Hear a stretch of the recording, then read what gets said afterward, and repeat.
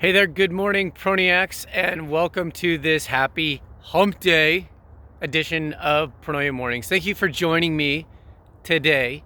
It is a murky looking Wednesday morning, and I just love this place. It seems like my ideas flow. It gives me tingles once in a while when I stand up here and I start just putting the camera on to video Pronoia Mornings.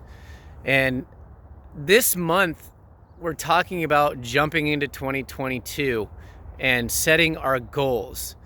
And we need a framework in order to do that. And I've been discussing, like yesterday, of how to do what you are aspiring to do. And today, I want to talk about some framework in SMART goals.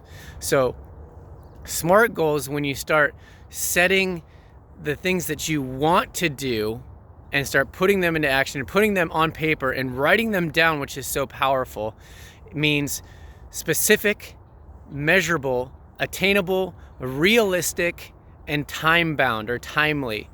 If you have all aspects of this and the goals that you want to achieve, then you have a framework to develop a action plan in order to accomplish these big goals. And I would venture out to say in the different aspects of your life that you should have 3 big goals for the year and then knock them out accordingly per quarter in the different action items that you design for your year. So you plan out your best year of what at the end your goal for the year or your win would look like.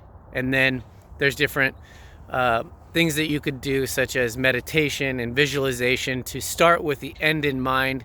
Having achieved all of those goals that you put on your SMART goals list, just feeling the feeling of what it would feel like to accomplish all of those, and then starting from a place of gratitude, being thankful and grateful to God for giving you the opportunity to accomplish all of those goals, to provide you with the opportunities, with the obstacles that create growth in you in order to obtain those goals and be a better person for yourself, and ultimately living a better life with more life, being the person that you want to become.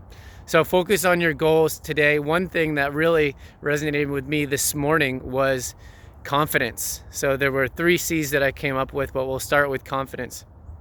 And it's a major factor in continuing through January to starting your goals. Once you get those very small wins, you start to gain a little bit of confidence of maybe this is going to work. Maybe I could do this.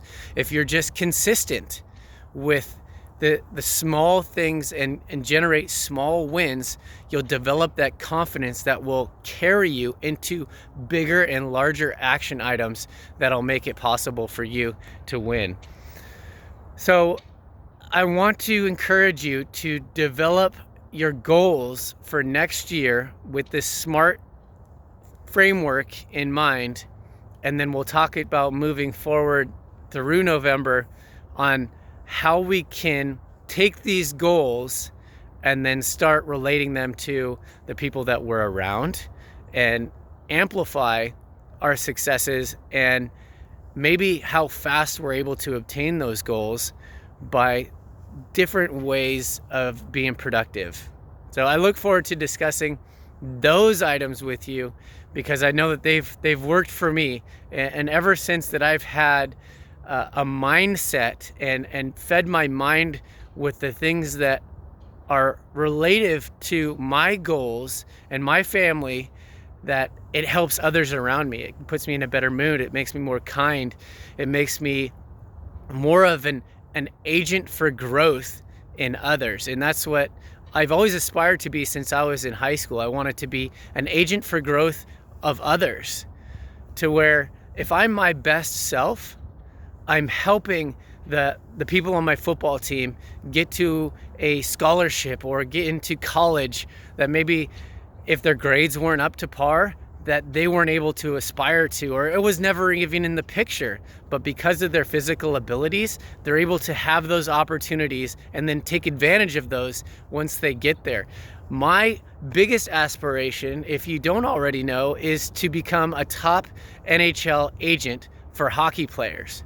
So elite hockey players, to where they could provide, not only for me providing a growth agent for growth for them in being an elite hockey player, but also inspiring them to give back to the ones that also have that aspiration, that make that commitment and make that choice and decision to pursue being better as a hockey player, as a person, and in the hockey community. So I hope that this helps you today. Know that being an agent for others is the best way to support your best self in the things that are relative and interesting to you. Thank you for joining me.